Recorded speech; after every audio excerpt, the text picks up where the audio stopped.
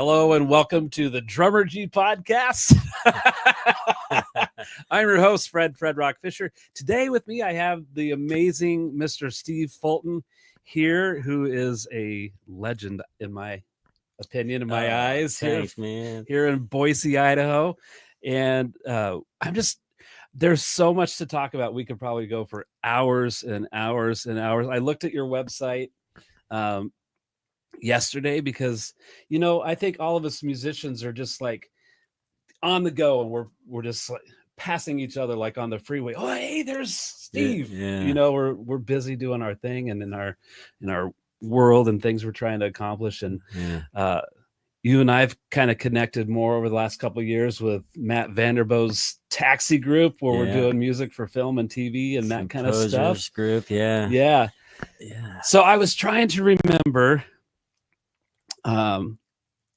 when and how I met you, because I don't actually ever officially remember saying, "Hey, Fred, this is Steve. Oh, nice to meet you." I think we were just probably in a circle of people. Well, it was Midline. Yeah, with the Midline guys. It was, because I remember I had worked with them a bit before you were in the band, and when you joined the band, at some point in the beginning of when you joined the band, I met you. Yeah. And I think it might have been a gig. I think I came to one of the gigs, and I remember, I can vividly remember watching you play the first time with Midline, but I don't remember the venue. I don't know why. Is it Bogies? It could have been. That was kind of the place to play for us anyway. Yeah, it was just sort of a bigger room and a bigger show. And I remember going, all right, this guy's good, So that had to be like, I think I got in the band 94. Okay. Because they had just released that album and just started getting radio play, and I was in the band. That would make sense around that time. Yeah. Todd Dunnigan and I started the studio in 92. Okay. And it was, we had just barely met you guys and started working with you. With the original lineup, and then it was real quickly afterwards that I saw you. Yeah. Yeah. I didn't really know the original guy. Yeah. The original drummer is John Conley. Oh, yes. I remember that. And he just lives down around the corner from me. Is that right? Yeah. You guys are still fighting? No, we never, there was never anything uneasy about that whole situation between the two of us. Yeah. Which I was worried at initially that would be the case. And he's probably just a nice guy. He's incredible. Well, on your website, of course, this is for all of you fine folks out there. Steve's music is kind of in that folky Americana, maybe a hint of country, reggae, funk. Yeah, all kind of mixed together in this. I gotta really start cool the country reggae thing. I mean, they have country rap, so right. Why not country reggae? Or is that just Kenny Chesney? I don't know. Well, if Beyonce can break through, you could break through too. But you've been the opening act for people like Tori Amos, Jewel, the Wallflowers. Who am I missing there? Quite a few, I'm sure. Oh yeah, I would. I just opened for John Hyatt, and I opened for John Oates. Okay, all the Johns. Yeah, through the years, it's too many to count because you're always looking for the opening slot. Yeah, for the national. Yeah. Sean Colvin,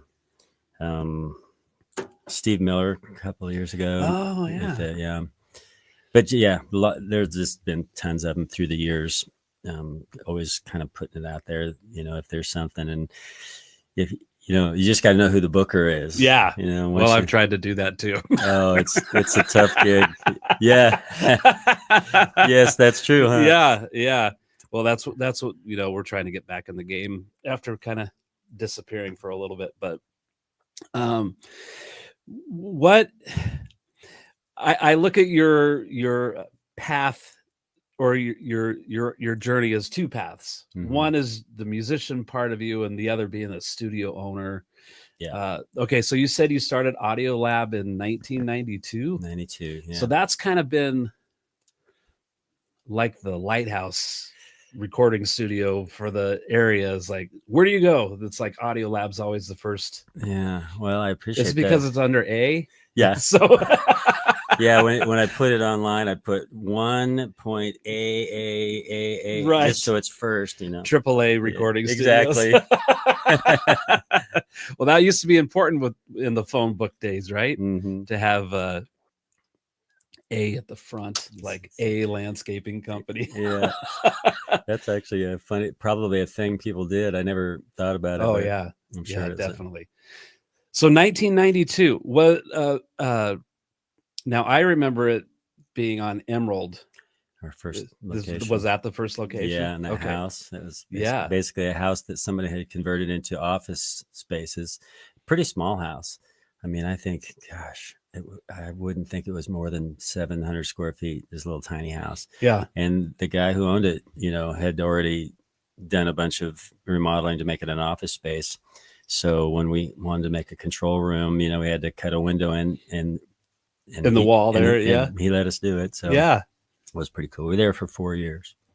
Was that it? Yeah. Before you, so then well, before we move, that was my first experience recording at the Audio Lab, was in that location off at Emerald. Yeah. And I just thought it was the coolest thing. It was fun. And so was Todd Dunnigan.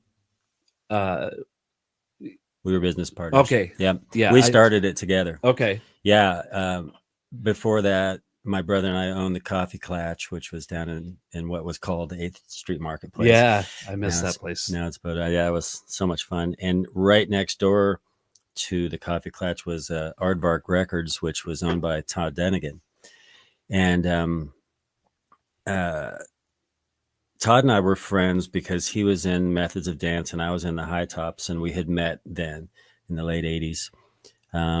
Loved that band so much. I remember we were playing in Sun Valley and they were playing in Sun Valley, and I got a chance to go see them for the first time. And I was like, man, these guys are so good, so cool. So anyway, we got to be friends, and fast forward to when we had the Coffee Clatch and he had the Aardvark Records. I was in my first time recording with Hoi Polloi. We were recording at Rob Matson's Horizon Audio, and it was up at Sun Valley. It was in Kuna. Or I say Kuna. It's like it was on Meridian Road, halfway between Meridian and Kuna. I must have confused his name with whatever the studio was up in Sun Valley. Yeah, that was Amos Galpin. Okay. Sun Valley Audio. Okay. That was a High Tops recorded there. But Todd was also in a band that was recording at Horizon Audio at the same time. And so we would come into our day gigs and I said, hey, do you hear that Rob's moving to Nashville and he's selling the studio? And he goes, yeah, I heard that. And I go, that's what you and I should be doing. And so that's how the Audio Lab started. Wow. As he and I bought out the gear that Rob had. Mary says, I always thought the Audio Lab was a cool name. Yeah, I don't even know. Maybe Todd remembers. It would be fun to ask him that.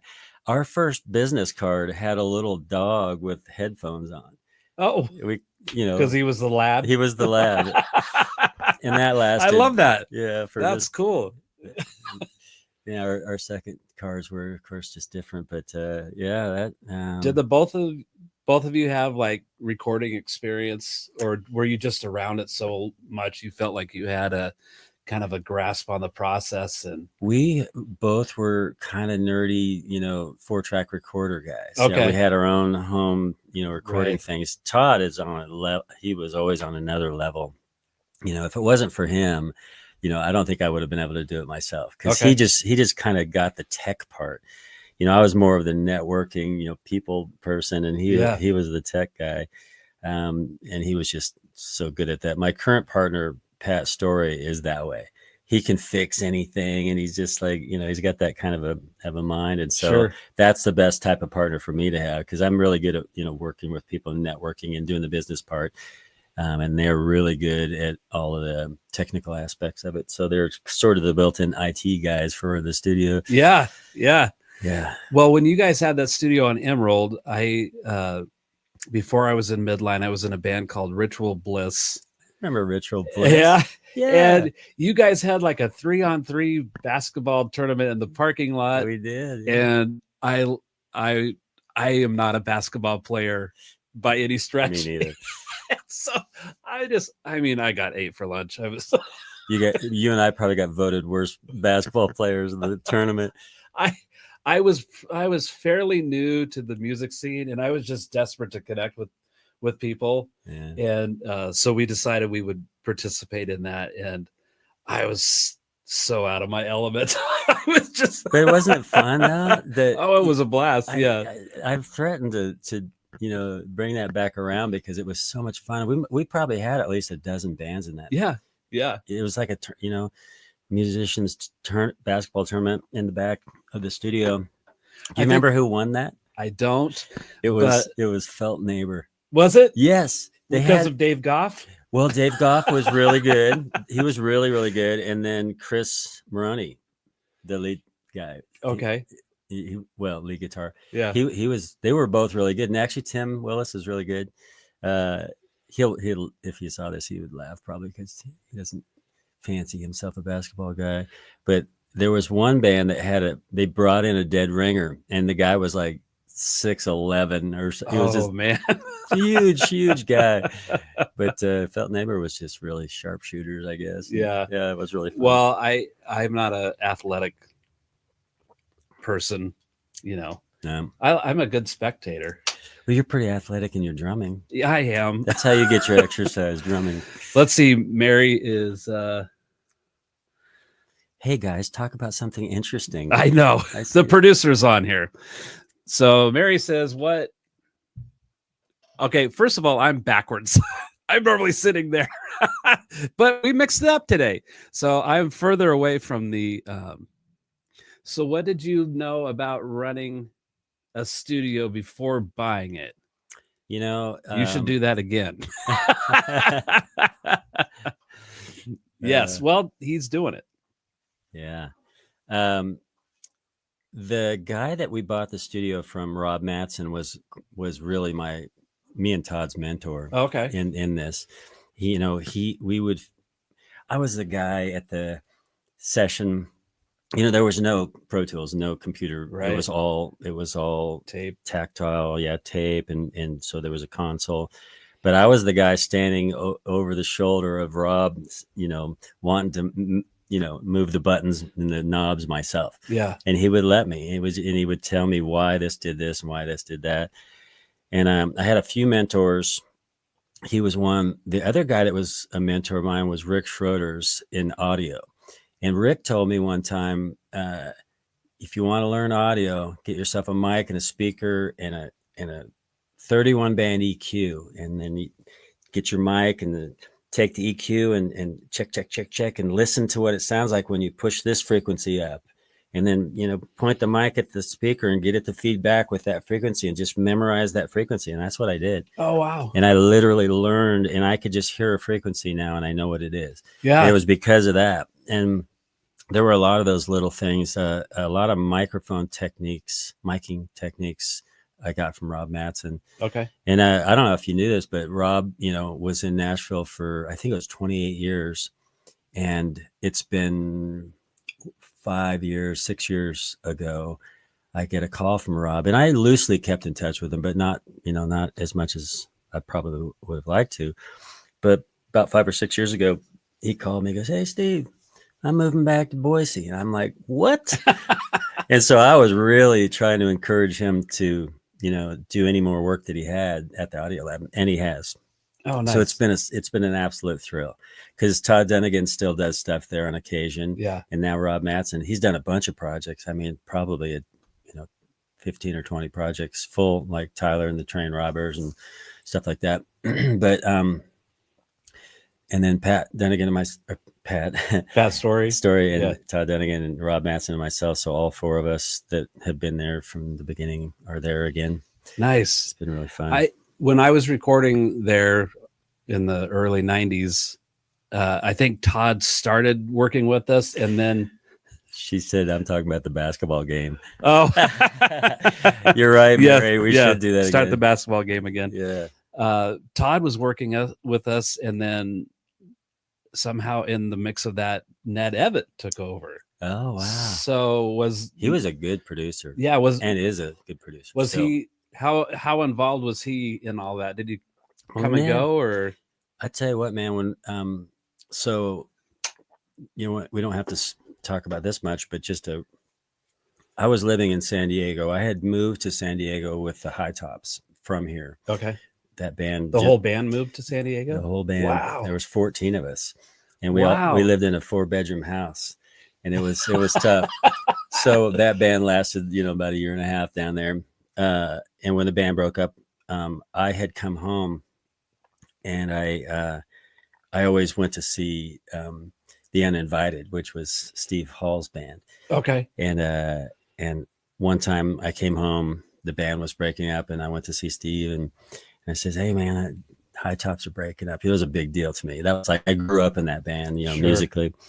And he goes, "Well, my band's breaking up too." And I go, "Hey, you should come down to San Diego, man. Let's start a band." And so that's how Hoi Polloi started. Okay. He came down there, and we started Hoi Polloi in San Diego. And after that, when the Coffee Klatch thing came around, and my brother and I, on another visit home, my friend that owned it at the time was selling it, and then we ended up buying it because it just was. I just always loved that place. I'd been hanging out there for, since the late 70s. She, there were a couple owners before my friend, but anyways, we came home and started like, okay, we need to find a bass player. So I went down to Old Boise Guitar, and I walked in there, and I was just thinking, about, guitars. I wasn't thinking about bass players at that moment. And I remember hearing somebody off the way jamming on a bass guitar, like they do in music stores. Yeah. and I looked over, and there was this guy sitting there playing, and he was doing all this kind of funky stuff. And, and I remember telling Johnny Shoes, I said, "That's the kind of bass player I want." He goes, "Well, that's Ned Evatt. You should go talk to him." It was Ned playing bass. Oh, wow. And he was just goofing around because he was so talented. He could do any of that stuff. So I went and talked to him, and man, one thing led to another, and we brought him in, but as a guitar player. And so Ned's, I think he joined in 92, pretty sure, somewhere right around there. No, it would have been a little bit before that, because we started the Audio Lab in 92. It could have been in the very beginning of 92, because I remember we met at the Klatch. Steve Hall and Ned and I met there. And that's the first time that I met Ned, and he joined the band for a couple of years, as a guitar player. Nice. Gary Tackett's here. Good morning, Gary. Yay. Have you done any work with Gary? That guy's a killer guitar player. Yeah, he is. That guy that just, he's amazing. Was Ned Evatt's hair this big? When you met him? It wasn't as big at the time. He always had this one particular hat on. I remember it was just this coolest hat. It was like polka dotted, and it was kind of like a painter's cap, but it was just really unique. And the front was flipped up, and it was just like polka dotted. It was cool. And then he had his curly hair kind of sticking out underneath it, and it was he just had a really cool look. I used to see Ned quite often. Midline had a rehearsal space at Boise Downtown Storage. Yeah. Did you ever go in there at all? I never did, but Ned had that in there, right? He had 2 storage units, and they allowed him to take the wall out between the 2 of them. So he had the deluxe place, and then rugs and tapestries and stuff. And it was really looked like a super comfortable jam spot. Oh, I would imagine you could probably move into there. So so we were talking about how he was involved. It was mostly that we were just close friends, and he was just such a good, producer. He produced with Todd Dunnigan, helped produce the last Hoi Polloi record, and they were just so good at it. So it was probably just that he was, he played in Deep Down Trauma Hounds with Todd. Right. So between Todd and myself, he was playing in each of our projects. I can't remember if we did, if he played in both projects at the same time. I don't remember that. There's a lot of history entangled. A long time ago too. Right? Yeah. 33 years ago. The studios. Yeah. This next month, it'll be 33 years old. But that's Ned just became one of the guys, one of the friends, and he got involved in some producing a little bit. So the Audio Lab's been around for 33 years. And when Audio Lab came into existence, were there a lot of choices of places to go record? Of course, our community was much smaller then. I think the pool of musicians were smaller. It really was. I don't think there were any other studios in the beginning. I would say by 96-ish, there started to be some that would pop up and they would come and go and come and go.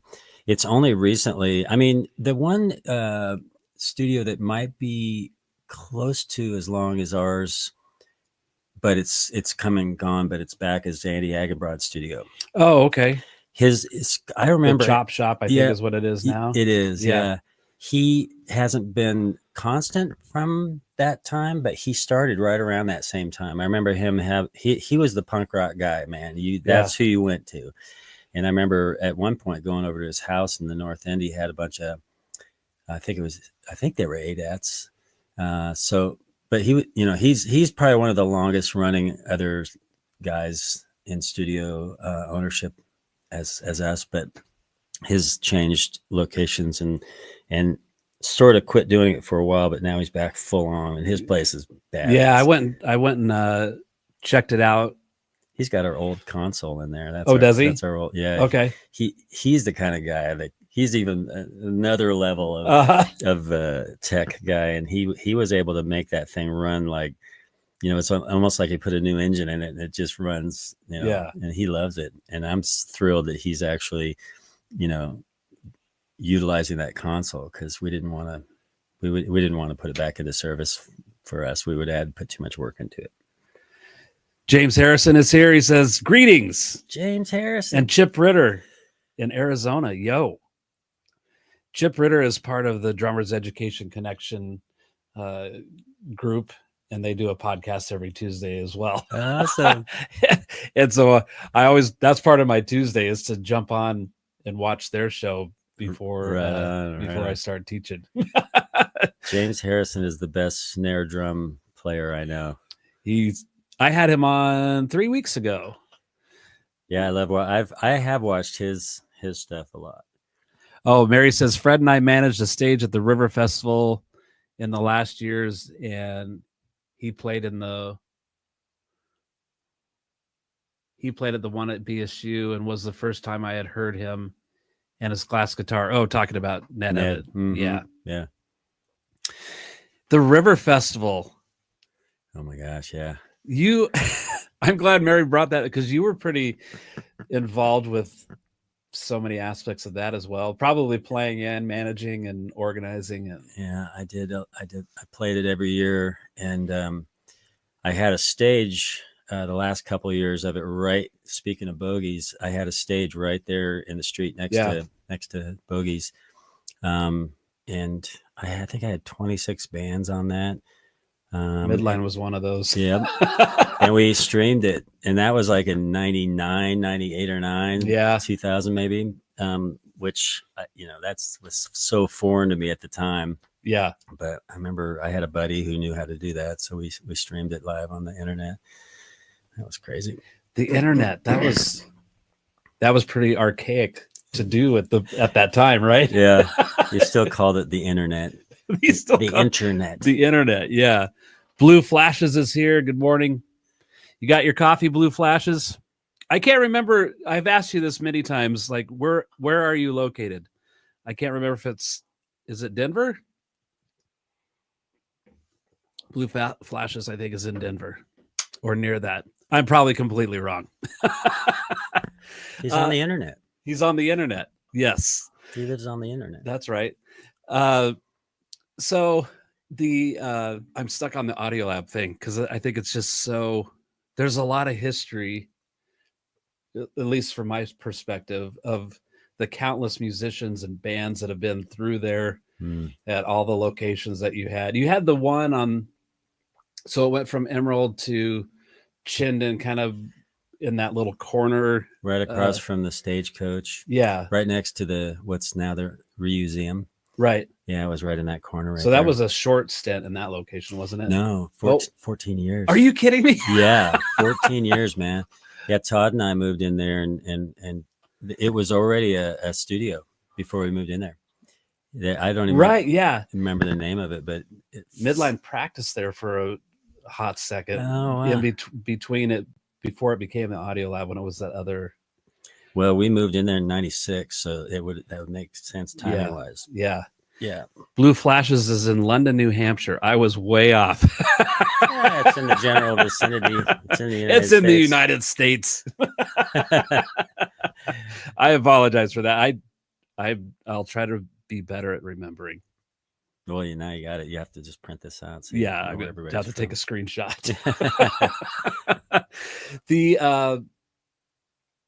So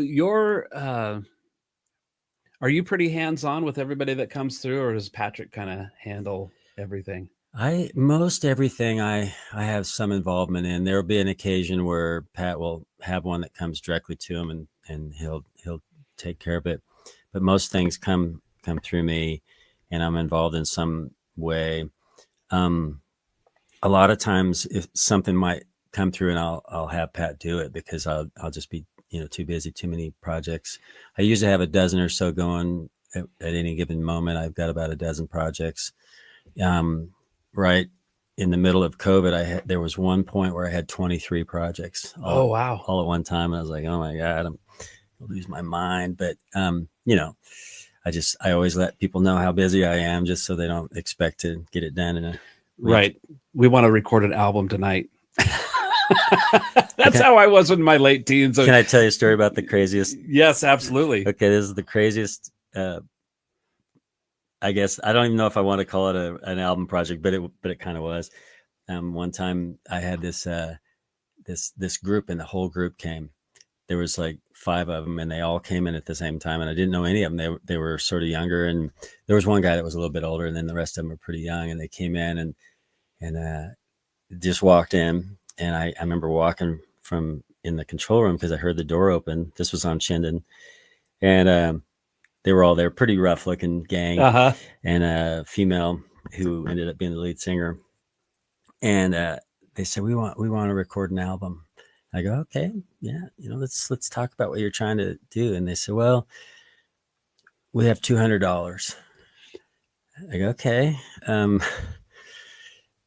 let's talk. That'll get you till noon. Yeah, exactly. I was, at the time, our rates were probably like $50 an hour or something like that. But I got to talking to them, and they said, well, we're a punk band, and our songs are really short, and we have about 21 songs that we want to try to do. And I go, okay, so I just want to, so you have $200 and you want to do an album, and you have 21 songs. And okay. That's very punk of them. Yeah, that's super punk. And they said, we don't want to mix it. We just want to play it live and you record it, So I go, okay, let's just do what we can. Let's just see what we can do.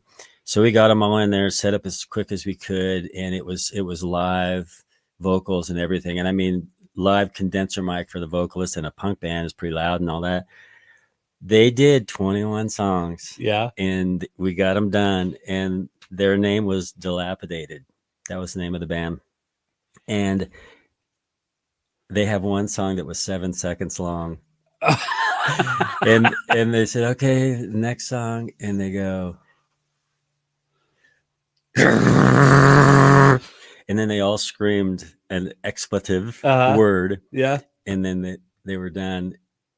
It was just a chord. Yeah. And yelling this, and I was sitting there and I was like, okay. And they said, that's it. I go, okay. So they did a 7-second song. I love that. That was called, whatever the word was. The word, yeah. Anthony's here. Hey, Steve. Great to see you. Jim McCrosty. Awesome. Good Anthony. interview. Jim now lives in Florida. I have this is how my brain works in the morning when I'm driving over here at 6 whatever time. Yeah. I was like, I actually had a friend from high school named Fred. His name was Fred Burt. I used to sort of make fun of him because he just had a single syllable first name and a single syllable second name. And I was like, well, that's Fred Fisher, it's close. And I go, what about people like Anthony Fagiano? Yeah. How many syllables is that? Steve Fulton, that's only 3. Anthony's got a lot of syllables in his name. Anthony's got the appropriate name for a frontman of a band. He does. That's a good name. It is. Good thing he can sing. Right. Yes. So it currently, like in our day and age, I guess, if you want to say that. Emphasize the age. Yeah. I just mean the time we're living in. Oh, okay. There's so many people that have home recording studios, and there's other studios in town that. How does that affect the audio lab? Let's talk about business. Yes, let's do. There's been a lot of studios that have come and gone through the years. Yeah. And very few of them, stuck around. But in the last dozen years or so, there's been a few that have stuck around, and they're really good, and they're really good choices. And I would never, I never try to talk anybody out of them. There's quite a few. The best one probably being the Tonic Room. Jason and I are good friends, and I think he's amazing, and I encourage them and everything. And to be honest with you, I mean, having, competition is really good because people have choices and they can compare quality, and they can compare pricing and stuff like that. So, it doesn't really affect us too much, I don't think. I mean, maybe we'll lose a gig to them every once in a while, but they'll probably lose one to us every once in a while, and there's been times that people have recorded in other places and then came back and recorded with us. And then there's been a lot of times that people have tried to record themselves, and they find out how much work that is. There's, I mean, you guys know. Oh yeah. It is not a thing that you just do. There's a lot to it. You can buy all the gear you want. You can buy all the mics you want. You can do all the things, but there's just so many details about how to make a good recording, from the source, to the mic, to the inputs, and there's just so much to it. So the people who have gone to recording at home, the percentage of them that actually stick with that and really do a commercial releasable product is pretty small. And they usually, if they're really wanting to get a really commercial releasable product, they usually come back to a studio at least to do the mixing part of it. Because sometimes I do a lot of projects that track and record at home, and then I mix them and produce them in the studio. And so that's been probably the most prevalent thing that's happened to people who are kind of DIY recordists. They can capture their performances, which, if you're a singer, it's nice to not be under, the time constraints of a studio. I get it, but I just I think it's a healthy thing to have other, Well, I was just curious because our population has grown so much, and there's a few more like official brick and mortar studios, and then there's people with their computer at their kitchen table or whatever. For me, it was just like an evolutionary thing, because I built this room for me to practice in, and then it became a place to rehearse in, and then we went to in-ear monitors, and then I probably spent 2.5-3 years like researching what to get to record, because I was thinking, well, we could do the capture and then have people mix. And then that thought process went to, wait a second, I can do drum tracks for people anywhere, just right here. Because I'm going to send them tracks and they're going to do whatever they do with them. Yeah. And I remember the headache involved. You're like when I mic the whole kit and room mics, I've got 14 mics going. Yeah. And the first time we actually captured the kick drum and could play it back, it was a major victory. Oh, that's. But it was so. There was a lot of how do I want to say, like, tense moments of frustration, like trying to figure that out. And then Mary's just like, she dove right into the deep end. Yeah, well, that's great. It's nice to have someone like that who, and she clearly has really grasped the whole thing of gain structure and all the things, EQ and what you do with compression. I mean, there's just a lot of things that you really need to dive deeply into to really understand how those things affect the signal chain. And, I encourage people, like, I really love when people learn how to use like Logic or something and take the time to track things, to where they feel really comfortable with their performance. Yeah. Because I think the most stressful thing that there is probably doing vocals in a recording studio. I mean, that weird psychological pressure. There's the clock's ticking. And, there's, I really get that. But, also, and you can talk to a lot of studio owners about this. It's really tough to keep a studio going. It just financially, it's tough. Like, we have a huge space and it's very expensive. So I do a lot of things to make money. I do lots of other things. I don't just do recording studio stuff. That's really, I'm glad you brought that up, because in 2020, 21, there was like a crossover point for me where I became a full-time musician. Like, I left the landscaping world behind, which I absolutely hated my life with doing that. But, I got mentors involved. I reached a peak where I was like, I need to be all in one direction or the other. I couldn't keep straddling those two worlds. Yeah.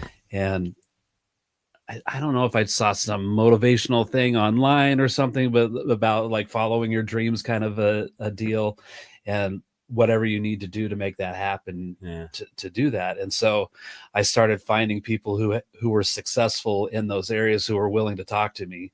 And it was like, man, you can't just be a touring musician. You have to have multiple streams of revenue coming from.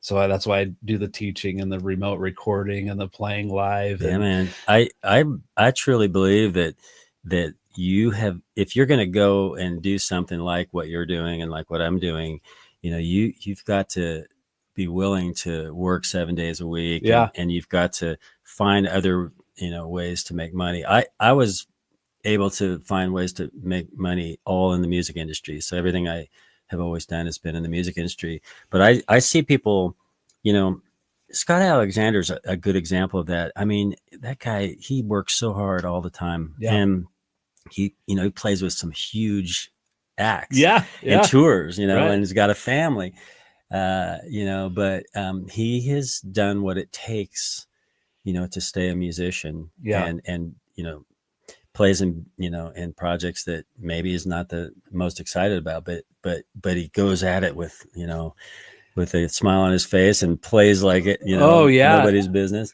So I think anybody who is in the music industry full time probably does multiple things to make money. Yeah. Unless they've gotten really lucky. But I mean, I've always done that. I've never sat back and go, "Oh, Audio Lab's making me rich." Right. It's been more like, "Holy cow, how are you going to pay for this month?" It's been like that. Well, it sounds like you're a good businessman, but you also got that artist heart to continue express yourself all these years of doing music. And I think if I weren't able to do my own music, I probably would go a little crazy. Yeah. I have to have that in there as well. But keeping the doors open to a place is probably a more complex endeavor than a lot of people know. Yeah, I think I don't want to say it was a mistake necessarily, but I always had jobs I could quit easy. They weren't career jobs. Yeah. Because with Midline, we'd have like this little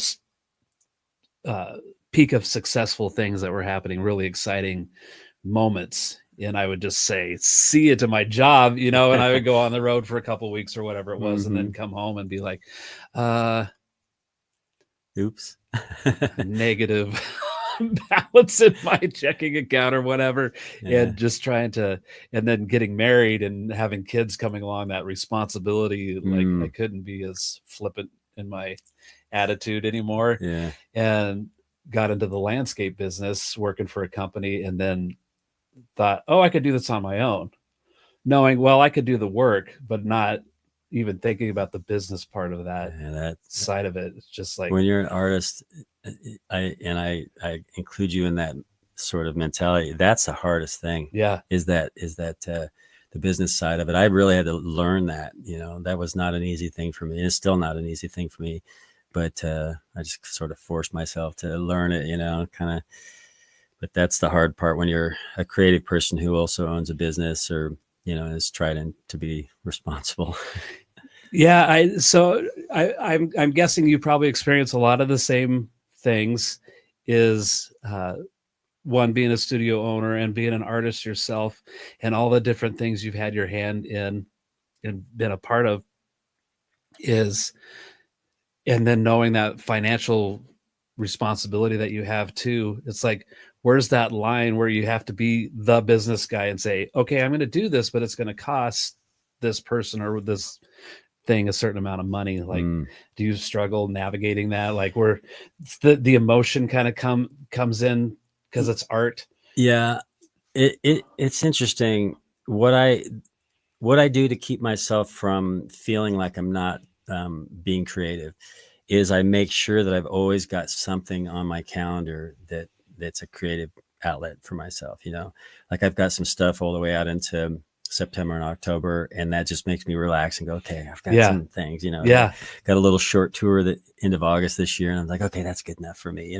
Used to be, I was full-time, like in Hoi Polloi days, even though we had the studio, I was full-time playing music, full-time, touring and all kinds of stuff. And that was a business in itself.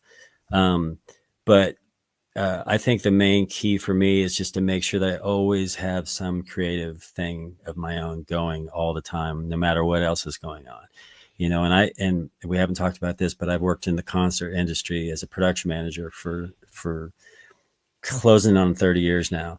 The last 10 years have been with Live Nation. And, that came around in a really strange way, and I was just there, and I was already doing production, and I just got kind of eaten up by Live Nation. The thing about it is, that's a place that I make a really good amount of my annual money. Sure. And I don't really enjoy it anymore. It's just kind of like oh gosh, and everybody thinks, oh wow, you're working with Willie Nelson or whatever, Right. And I'm like, yeah. But it's not like we're pals and I'm hanging out. I'm doing all the work to set up the show. Sure. And it is an immense amount of responsibility. So I don't really get to enjoy the music in that way. But it's a really, really great additional skill set that I had adopted years ago that is a big part of my income and what I do. Yeah. And I am very appreciative of having it. I don't. And a lot of the opening slots that I've gotten is because I've been right there knowing that there's an opening, sure, and then you just submit it to their agent and you get it or not. Well, I think that's smart to take advantage of those opportunities when they come along. But that adds to your multiple streams of revenue you having to allow you to be and have a musician for all of this time. Yes. Where Bart Robley's here. Bart is in Ontario, California. Oh, Tejano Outlaws are there. I know who that is, I bet. Before I ask my next, so James Harrison says Steve's been around since the analog days and transitioned to the digital age. See, I'm at that point where I almost need my glasses. Tejano Outlaw, that's Anthony probably from that band. Yes. Love Anthony. That guy's great. Well, let's just put James's comment over here where I can see it easier. James says, Steve, I played brushes on a vintage green snare you had, and it sounded amazing. I wanted to buy it, but I don't think Bunny Carlos of Cheap Trick buy it.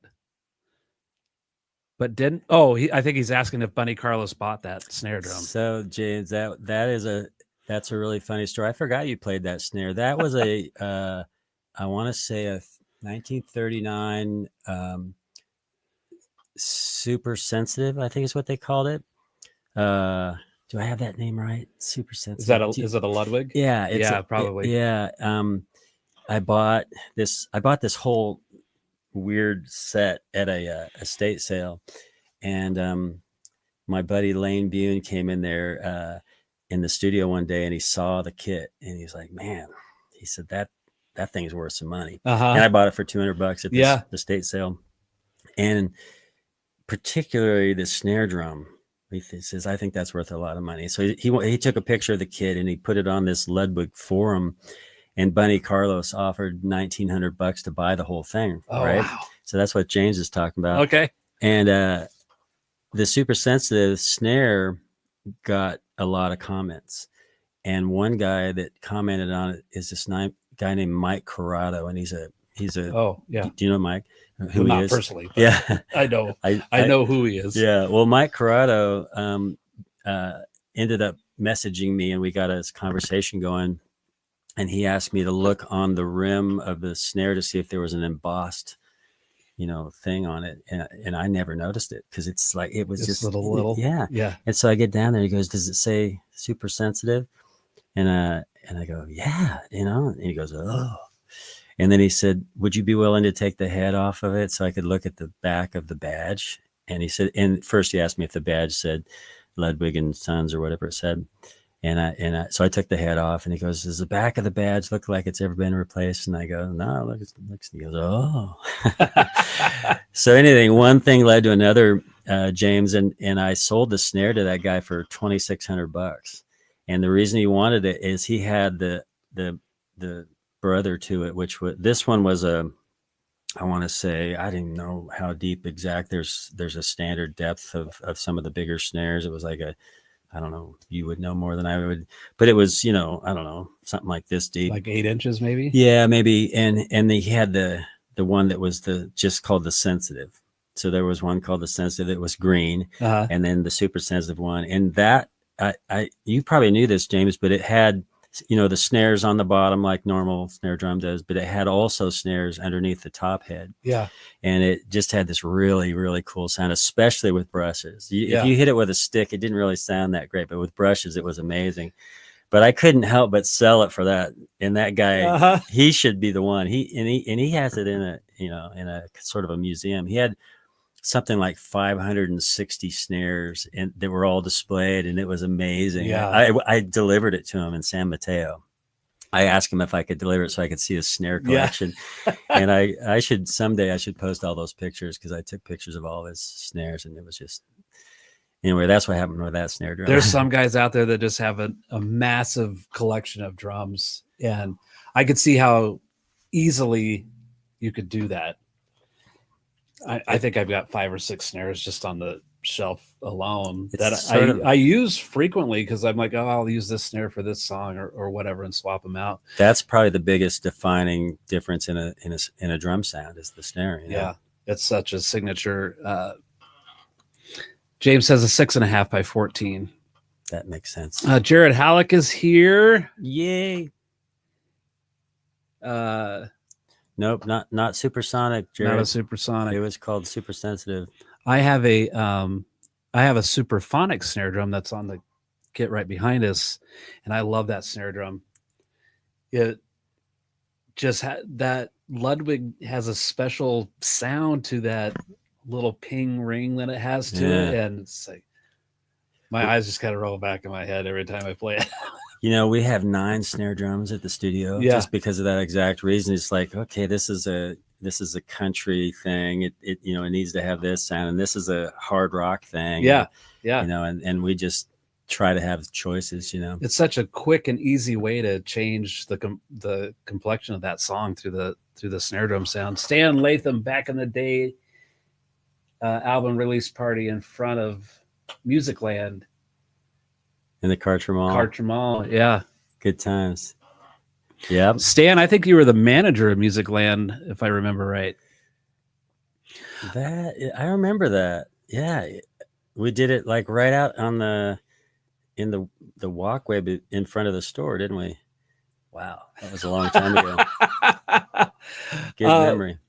So I want to know, like, with all the people that come through the studio and all the years, You're my favorite. Thank you. I think the last time I recorded at Audio Lab has been a few years ago. Track drums for a song for the Idaho Ho Ho Ho CD deal. Yeah. Do you guys still do that? No, we did it for 10 years. Okay. And right at when COVID hit. That was the end of it? Yeah. I thought, this seems like a really good time to call it quits, But we did 10 years of, a compilation of Christmas songs. Yeah. To raise money for the Idaho Food Bank and then for the Interfaith Sanctuary. And I think we ended up kind of, encouraging something. What was it? I figured it out one time. It was like 78 original Christmas songs that people had written for that. Yeah. Because I was always encouraging people. It's like, it's the right one, man. It's the right one. Yeah. I think I wrote 5 or 6 during the course of that. That was a lot of fun. Yeah. I was there with Scott Alexander doing that. I think it was with Emily Stanton. Oh yeah, we did that. And but I think that's the last time I recorded there. Okay. And you just have such a cool studio, Thanks, man. You have the elbow room. It's a little tight here, but most of what I do just involves drums. Yeah, that's perfect for what you're doing. Yeah. So what I wanted to ask you is, with all the people coming and going through there, how often do you find yourself in the role of being like a producer, even if they didn't ask you to do it? Do you feel like sometimes stuff is going kind of sideways and it needs a little course correction, and you gently, in your Steve way, say, "Hey, have you considered this?" Well, it's funny. Here's the thing.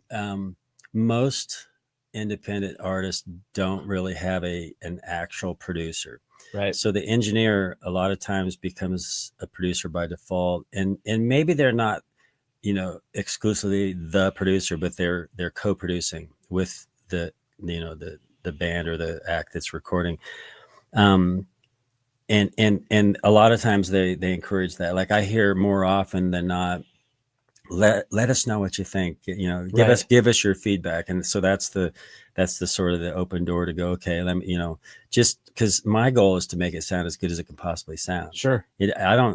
It's nothing to do with my opinion. It's just to do with how can we make this as good as it could possibly be, for what it is and what they want to accomplish. And I find myself, having to sort of step in to go, well, if you want that to happen, you've got to do this.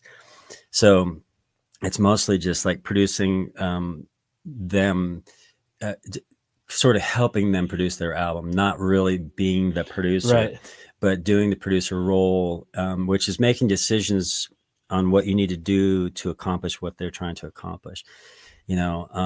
I do get hired to be a producer specifically quite often, but the people who come in not having a producer, not even thinking about that, a lot of times need that, because there's things that need to happen to get to where they're going. Yeah.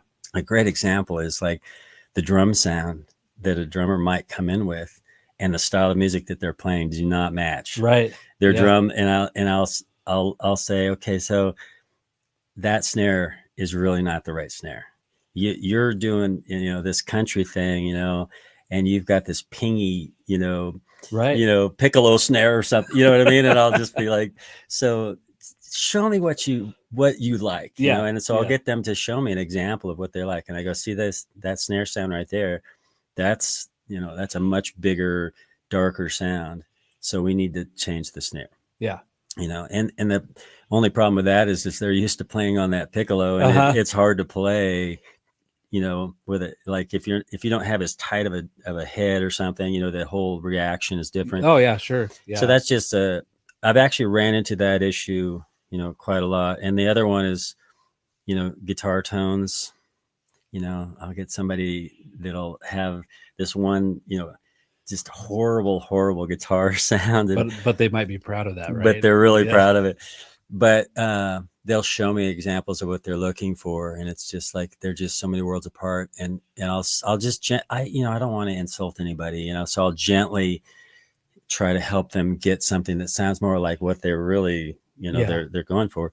And I always take a DI of the guitar no matter what. So you have just a clean signal that you can, just so we can at least augment what they have, yeah, and then maybe bring some of the tone into what they already have to make it, sound more like what they're trying to make it sound like, what they're used to hearing. Yeah, there's a bunch of default producer, things that come up in every single session. Sure. So we find ourselves kind of needing to be able to produce something. I can't imagine an engineer just sitting there going, okay, go ahead. Whatever happens. Can you imagine? I mean, how, they wouldn't be very inspired to. Do you feel like some of it has to do, you want, obviously, their experience to be really great and they're really happy with what they have, but at the same time, Audio Lab name is attached to that. Yeah. And you want people to go, oh, that was done at the Audio Lab. That's awesome. Well, what I've found nowadays is if people are all the way to the point of where they're coming into the studio to record, they're usually pretty together. Yeah. They usually have rehearsed quite a lot because they know that they the TikTok. Yeah, exactly. the clock is going. Yeah. For the most part, everybody comes in pretty prepared. Occasionally they'll be working on song structure and they'll be working on songwriting in the studio. Yeah.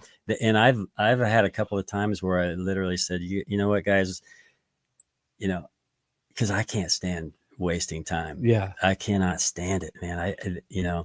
And one thing I don't allow is people to party in the studio. That in our first 10 years or so, that would happen, and we'd be there till 2 a.m. And the last 4 hours were completely wasted, tape. Right. But that doesn't happen anymore. I don't get any of that. I don't get any people that come in that are not prepared at all. I don't get any people coming in that just want to party. I mean, unless someone else is paying for the studio time, maybe, but most of the time people are pretty prepared. I think that's really important.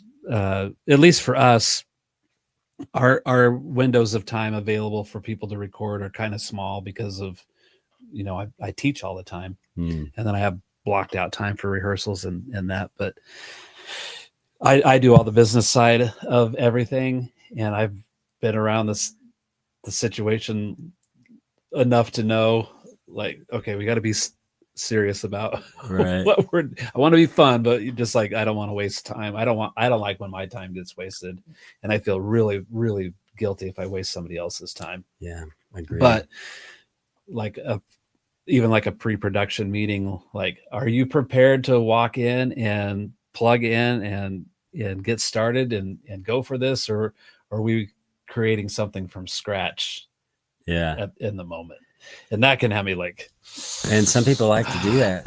They like to just have a sketch of what they're doing, and then they want to see what happens. And that I can get behind. I can get behind the concept of, something sort of improvisational, but you have to be pretty confident in all your players and know that what you're going for, and in the times that I've had things like that, they'll usually do something where we'll actually edit out a section of it that they really like.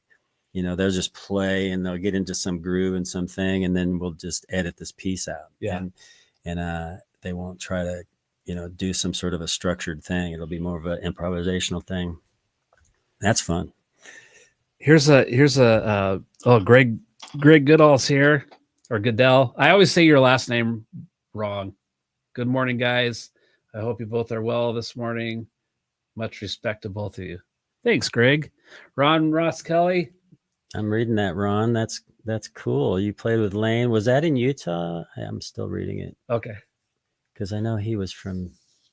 So Lane Bune was the lead singer of a band called The Lights that I was in when I was really young. And his wife is a visual artist, Stephanie Wild.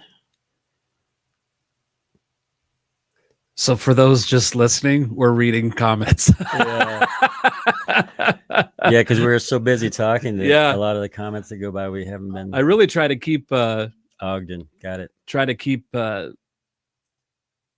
everybody involved, because this is live and interactive. it's fun to have these conversations going back and forth with people all over. So Ron, I don't know if you heard the earlier part of this. Oh no, that's the reason you mentioned Lane, is because you heard that he was the one that pointed out that drum. But yeah, Lane is awesome, man. I love that guy. What I like to ask this of non-drummers, or maybe you play drum. You play a lot of instruments. What all do you play, Steve? Well, I actually started on drums. You did? I did. Oh no. My very first thing was drums. And then I took piano, classical piano, from 12 to 18. And then I taught myself guitar when I was about 17. And I play mandolin and banjo a bit, and keyed instruments. Yeah.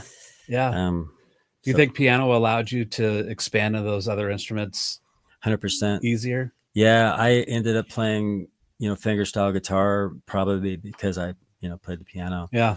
And I play acoustic guitar without a pick. I just play with my fingers because it just, I don't know, just makes more sense. The electric guitar, I like it with a pick, but yeah, I don't know. I'm not really great at any of them though. I just play a lot of them. I don't believe that for a second. When you are working with the drummer, and I know you've worked with several different drummers, probably more than several, but in my own music, in your own music, or playing covers, or even in the recordings studio, like, what do you expect from a drummer? Like, what do you think the role of the drummer? What's your view of the role of the drummer, and what do you expect from them? Oh man, I expect hold this. I expect them to not be a jerk. No, that's probably the number one thing, right? You know what? Can you get along with this person? Honestly, the main thing that I would like a drummer to be able to do is listen to the song. Yeah. Listen to what they're playing to and supporting, and locking in with the bass player, really, and of course the bass player in some ways needs to lock in with the drummer more so.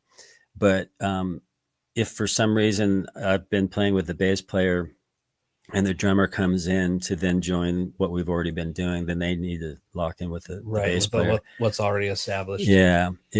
Like, maybe there was a, previous drummer or something like that. But I just really like the drummers to think about the song, because and it's like a guitar player, a guitar player who plays all over everything and doesn't listen to the vocal. Yeah, it's a similar thing to the role of a drummer, as they, the whole thing is to get a groove going.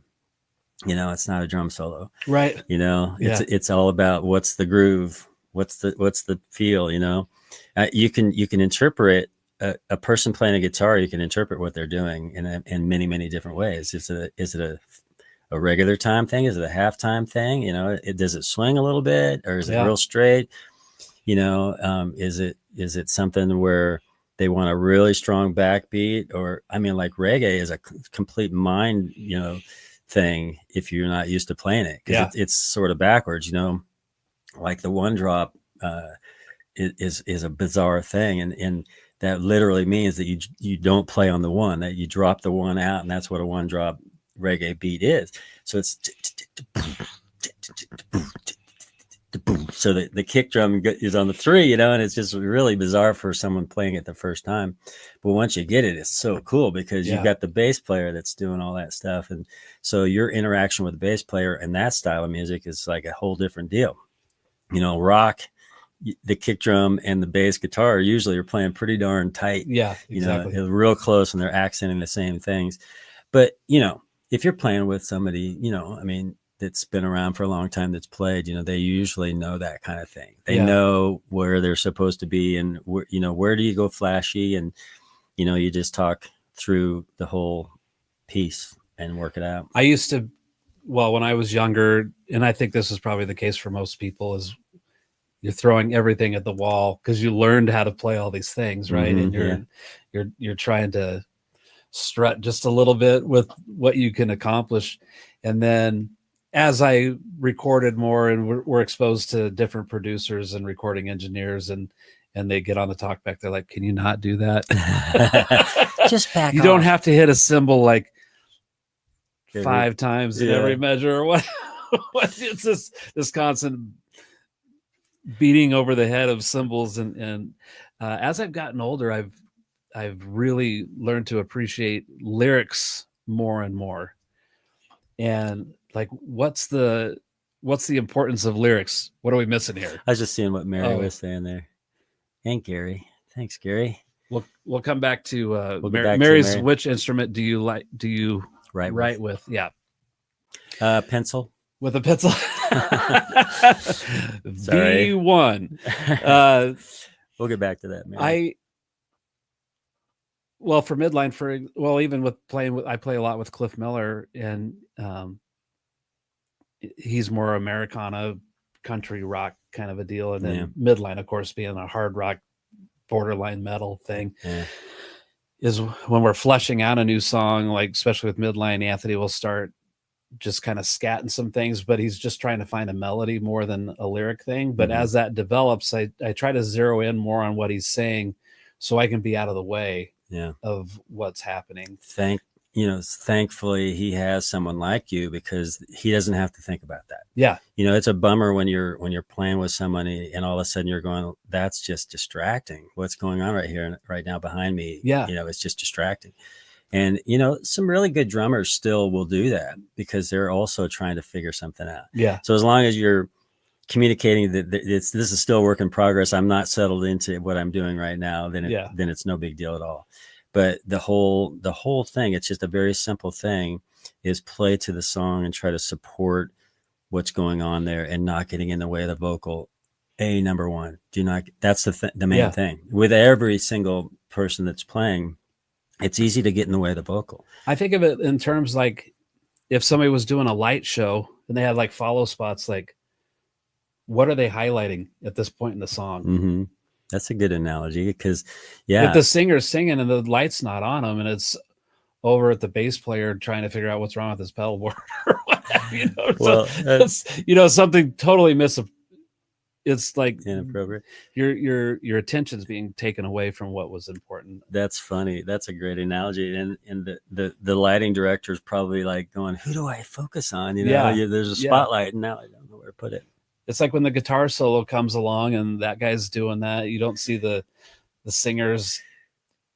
Sometimes, a lot of times they disappear from the stage, or, they're in the shadow or whatever. And because it's not about them at that point. It's really cool. Where are these things happening and how do we bring that to the front? Yeah. The really, engaging performers usually have a lead singer that when something else becomes the focus at that moment, they will point the attention to it. Yeah. And then kind of get out of the way. And that's always fun, because then there's no question about what we're supposed to be looking at here right now. And there's really great front people that do that kind of thing. So I try to play stuff that I enjoy playing, that I think is cool or whatever, but it's totally supporting that song all the time and it's not getting in the way. Well, Cliff Miller has a song called Our Own Cliche, and the only thing I play through the whole time is a cross stick and hi-hat and bass drum on one. The most cliche beat you can think of. Yeah, there's no drum fill in the whole thing. That's great. And it has a slow retard right at the end when I hit the cymbal crash really gently. But that's all that song needed. Yeah. And there's that whole song is about Cliff singing through that whole thing. There's that's where the attention is the whole time. So it wasn't like I need to go do or That's awesome. Nothing. Get out of there. What are you doing currently musically? We talked about the studio a lot. Yeah. I think that's just such a huge it's a big thing in our community, the audio lab. Thanks, man. It's studio is just going strong. I've got about a dozen projects right now. Pat's got a bunch of them. We're doing voiceover stuff for the show Will Trent this week, and which they have one of their actors lives here in town, and we do a lot of corporate stuff. I'm sorry, still on the audio lab thing. Try to get off the audio lab thing. But we have also done concerts in the Audio Lab live room that have been really amazing and really fun. Yeah. It's so fun to do shows in there. You can fit about 60 people in there, and it's really, really a fun, intimate thing. We had a guy named Richard Smith come in this last spring and play. I bet Gary Tackett knows who Richard Smith is. Just this really high level acoustic guy. He's a British guy, but he lives in Nashville. But he's super high level, and we had him in the studio, and he was quite something. So we do that type of thing in there too. So that's another thing that that we can do to make some money. Well, you definitely have the room for it. Yeah, it was fun when Pat and I got that space. We were like, okay, we can do with the budget that we would could come up with it to build that space the way we really, it's sort of our dream space. Both of us. But yeah, musically for me now, I have two things that I'm doing, maybe three things.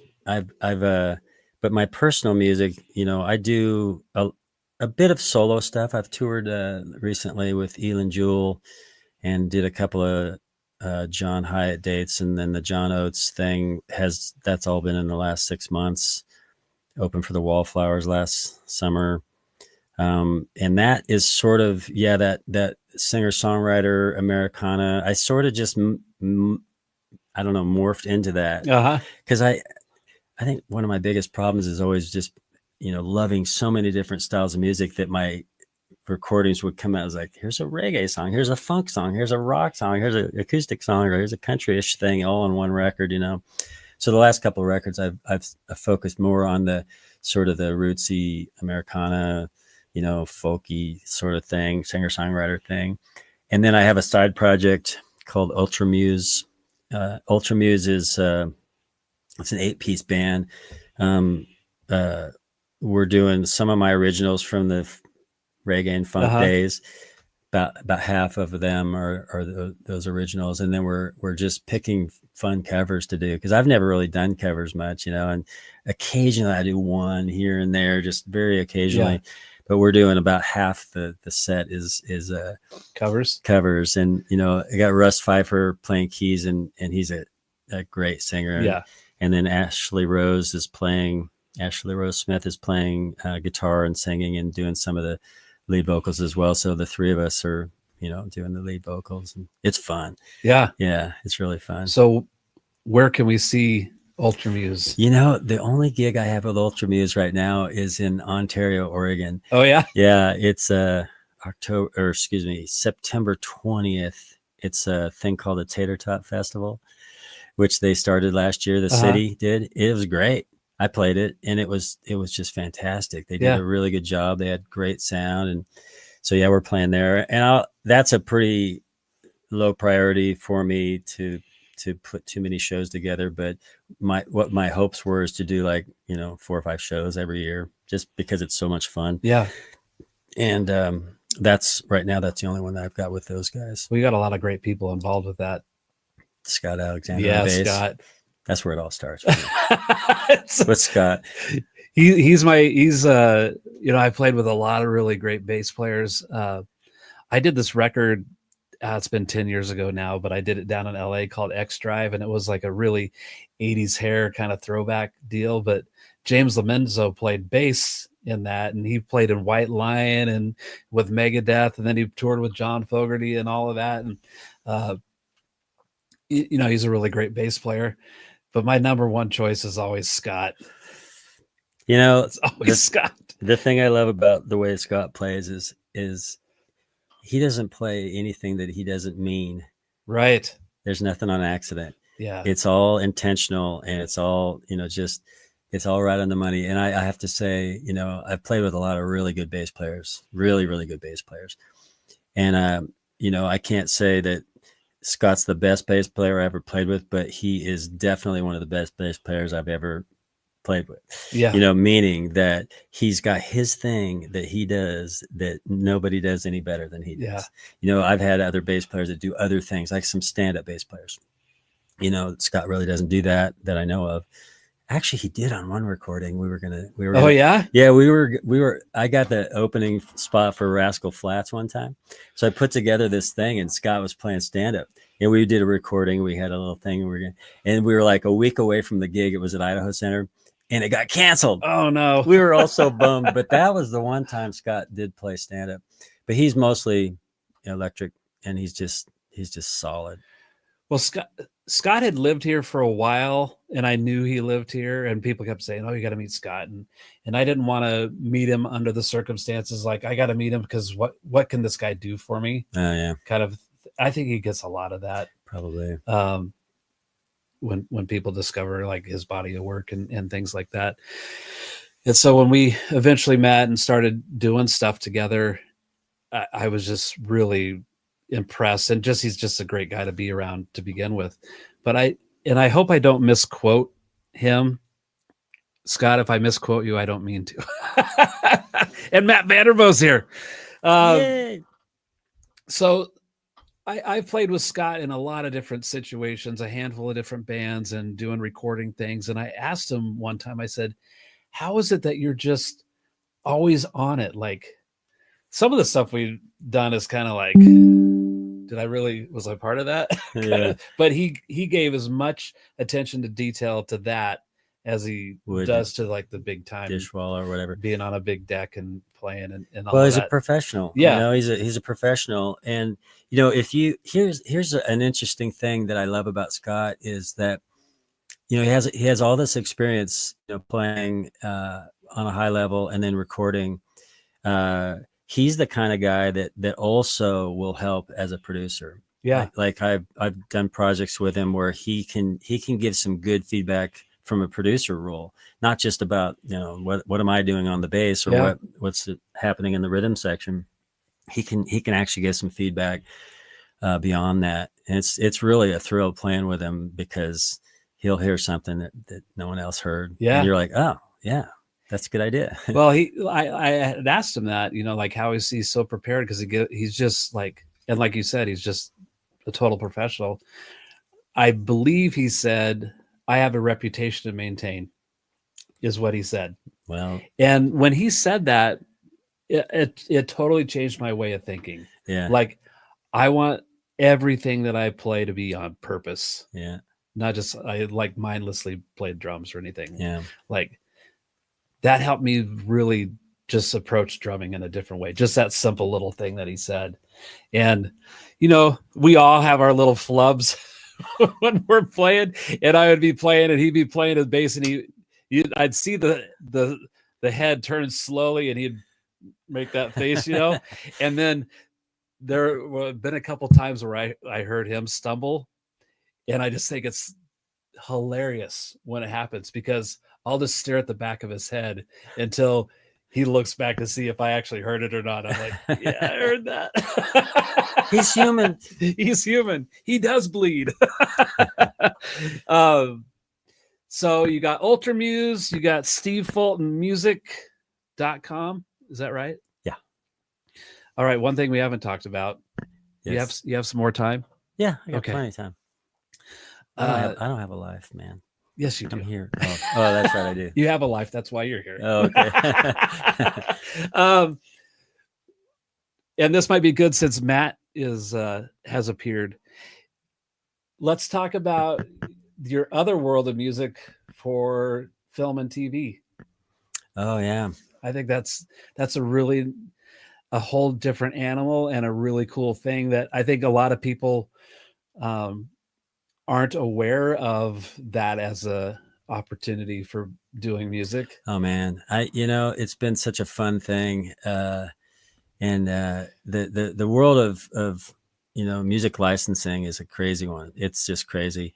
I've had some successes in just strange ways. Like I composed the theme to Outdoor Idaho. They rebranded that after 40 years. And the first one was the Idaho Experience. Mm-hmm. I got commissioned to do their theme music. And I am almost positive they thought I was going to do like a singer-songwriter, acoustic guitar, or maybe a banjo, Idaho sounding thing. And I did some research on the American Experience by Ken Burns. That's on, NPR, it's a national show about the history of the United States. And it was sort of a hybrid classical thing. And I'm like, man, that's what it needs to be. So that's what I did. And I remember presenting it to them and them just kind of sitting there listening to it. They're like, this is you? Uh-huh. I said, well, yeah, I mean, it's like, I didn't play all the violin parts myself, but anyway, I did this orchestral piece, like with 4 movements. And I was just talking about the beginning of the state was, like the wonder. And then I broke the pieces, the movements of the piece into these big moments in the history of the state, like there was war. And when it went to war, I went from a major key to a minor key. And so I built this classical piece, and it was really fun. It was really super fun. And I did a lot of, software instruments, but I added real violin and cello over the top of it. Yeah. But then they hired me to do the Outdoor Idaho one recently. And so I've done a bit of that type of stuff that, I don't know. I mean, recently it's gotten some attention, but I haven't really talked about it much except for to you guys, you and Matt and some of my composer friends. But then, I've done a ton of music for that, for licensing. I mean, hundreds and hundreds of pieces right now. And I've got some things, getting a little bit of action, nothing huge yet, but stuff working and stuff in music libraries, and some music supervisors have some of my stuff. There's a new show up in, that's being filmed in Canada that I got some music. My stomach's going. Is the mic picking it up? I don't know. You got stuff going on? Sorry, I interrupted. No, you. It's you okay. Stuff going on in Canada. Yeah, there's a show in Canada that's got my music right now. It's a reality show. So, stuff like that. Yeah. So it's a pretty big part of where I am focusing my energy, especially for the future. Because the cool thing about music licensing is there's no face to what you're doing. It's you're pushing it all out there to the use for film and television, which is it's like this open playground, really, right, if you will. And you got to learn the business is different than the music industry as we know it. But that's a pretty big part of my interest right now. I really love that stuff. Yeah. It's really cool. We well, as you know, Mary and I have dabbled in that a little bit, not nowhere to the degree you have. Looks like Michelle's here. Speaking of Canada. Hey, Michelle.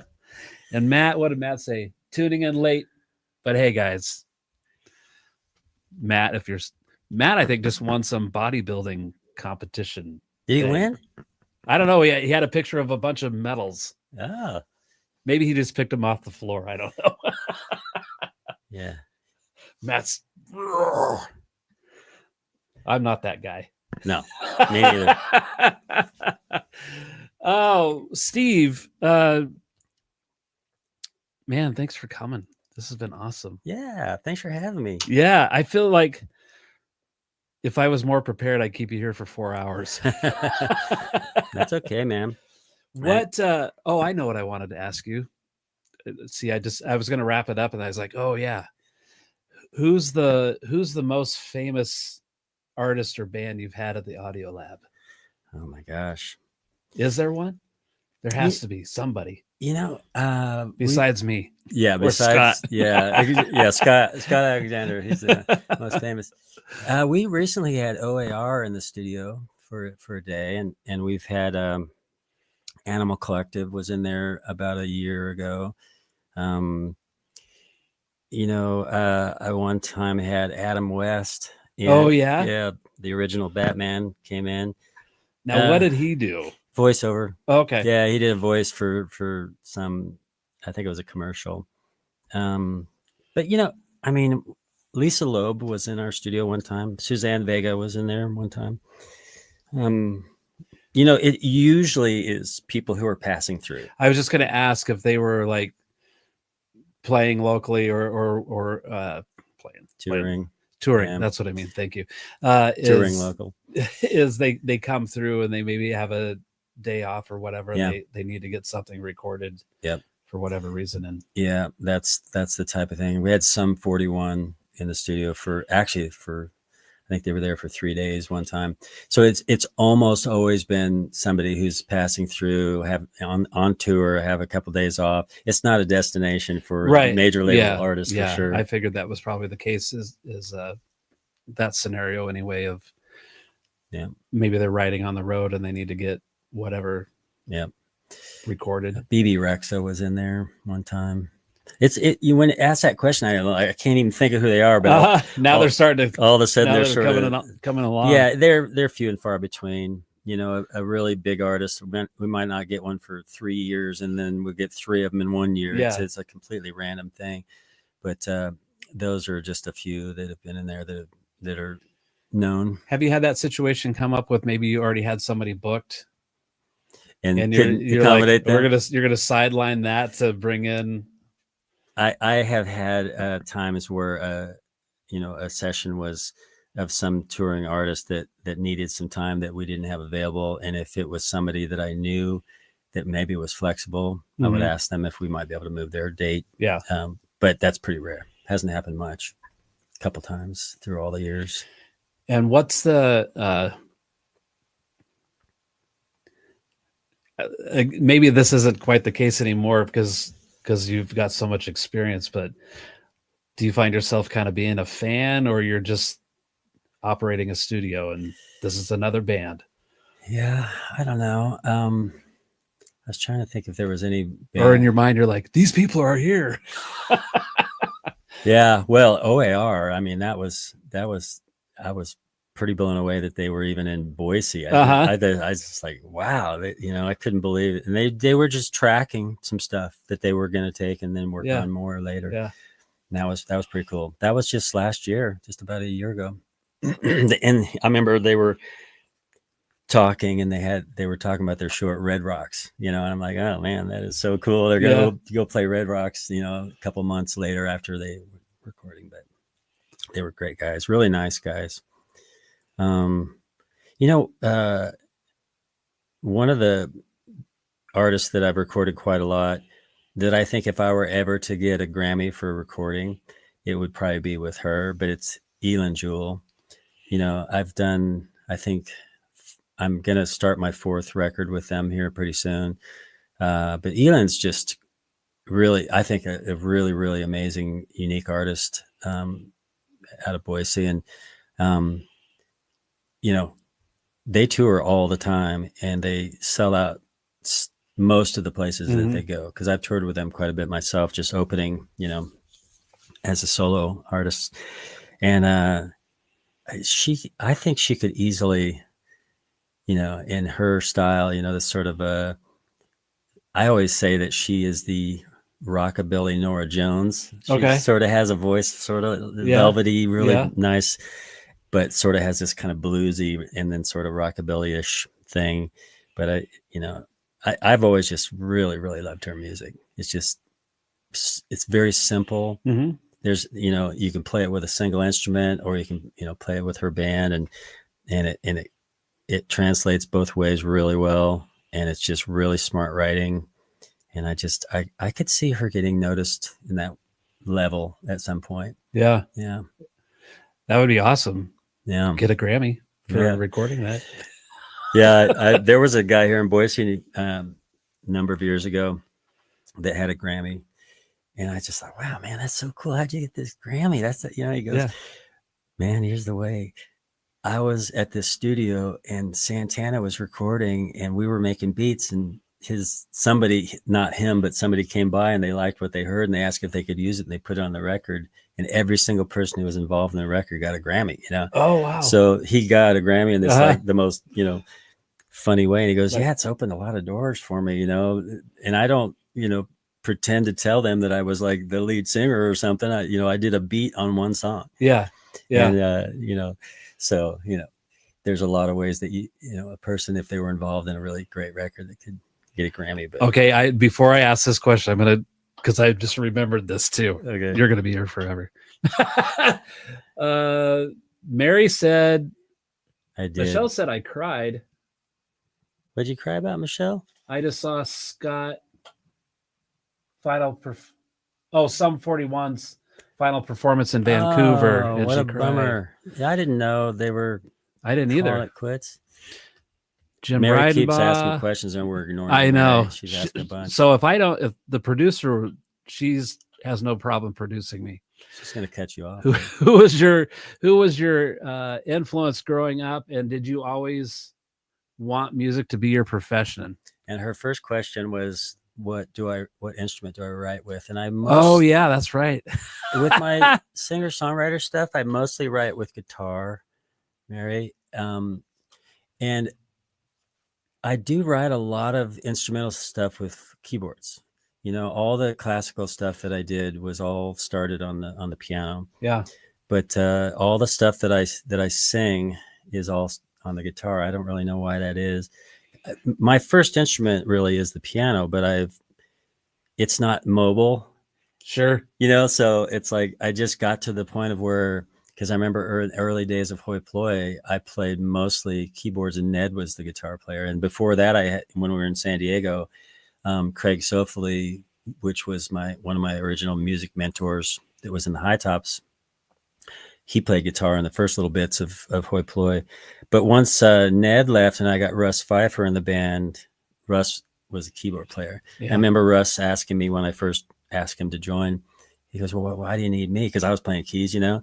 And I go, man, it's your voice. I said, and I'm going to play guitar. And so at that moment, it's when I really moved over to the guitar. And then everything that I had written since then has been pretty much started on the guitar. So that's one thing.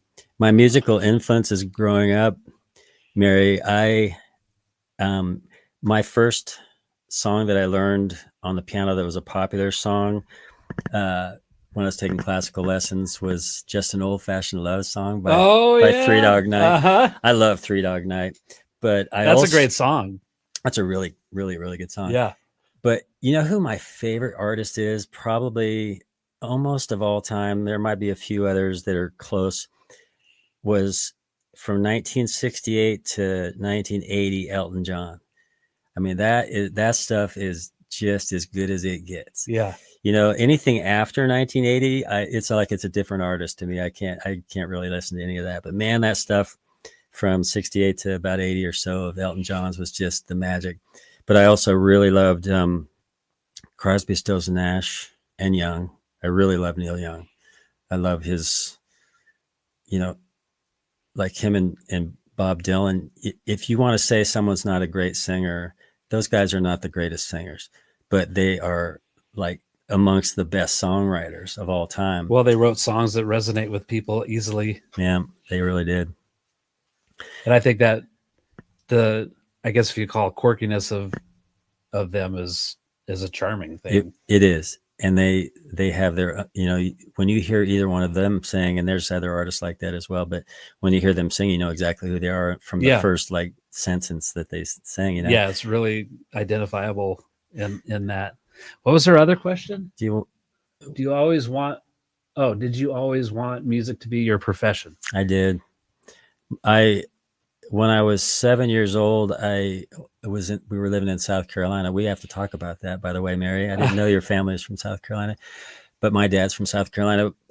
My mom took us to a fundraiser. It was for the local fire department.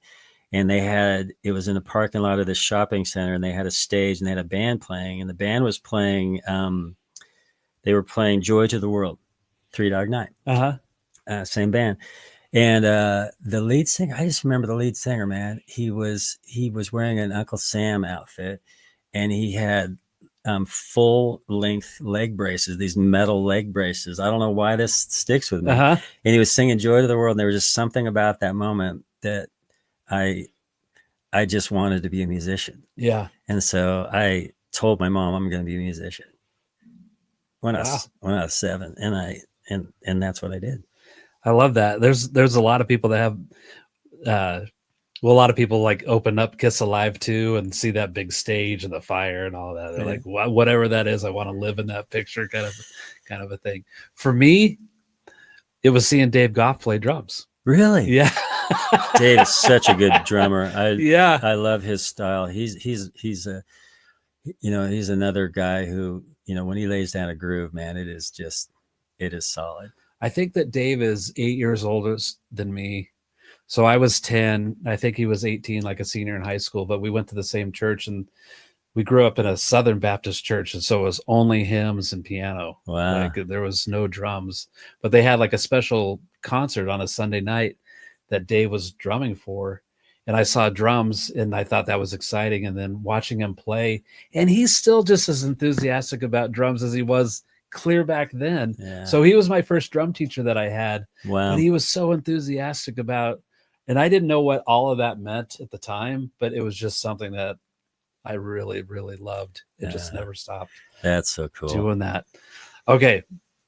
My question. Yes. Star Search. Oh, oh, the big secret. Yeah. Well, it's not a secret anymore. No. Yeah, I was on Star Search in '92, and that was the only year, I think, or one of the only years that they had it in Orlando at Disney World. Yeah, at I think it was Epcot Center. They had a studio there, a television studio. Yeah.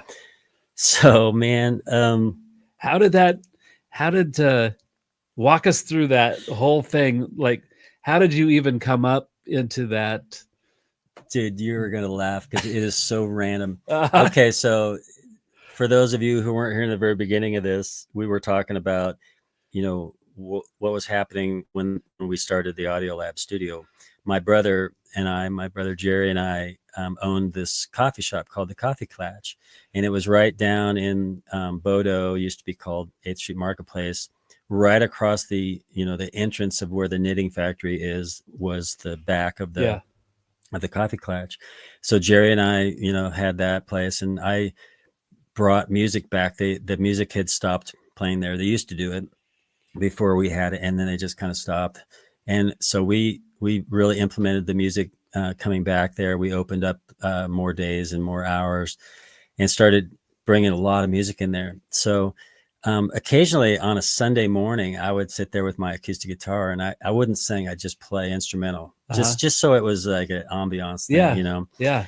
And one of the mornings we decided to have a little performance thing, a little concert, and I had some friends play with me. And so we sat down and we were just trading songs, and there was, I don't know, 15 people there, something like that. And after I played a song, and after I got done, I stood up and somebody else was playing, and I was standing over by the bar, and this guy came up to me and he goes, "So, hey, I'm from the show Star Search, and I was wondering if you could help me set up auditions here in Boise." I was Really? like, and I remember thinking, "Oh, this guy is so full of it. What in the world, coming to Boise, Idaho, And this was in, I think, late '91, because we sold the Clatch in '92, started the studio in May of '92. So that, when this first happened, I still owned the Clatch and we were still there. And by the time I went on the show, we had sold it. But, so that, I set up auditions, and we did it at BSU at Morrison Center in one of the smaller performance rooms in the Morrison Center.